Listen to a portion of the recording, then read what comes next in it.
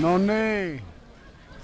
Olemme nyt Lordi-aukialle, missä on näitä eri puolueiden vaalimökkejä. Ihmisiä on jonkun verran. Vieressäni eräs tyttö kerää roskia. Pitäähän se siivota jäljellä. Jaa, minkä puolueen edustaja sinä olet? Kokoomuksen edustaja kerää roskia. Se on hyvä homma. Meidän muidenkin pitää tehdä sitä.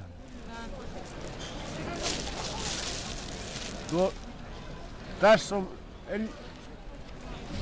perussuomalaisten vaalitupa. Sitten on SDP:n vaalitupa.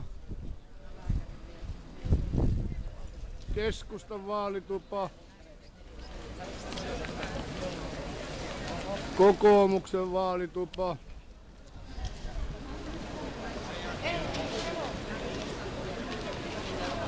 Siellä on jonkun vaalitupa,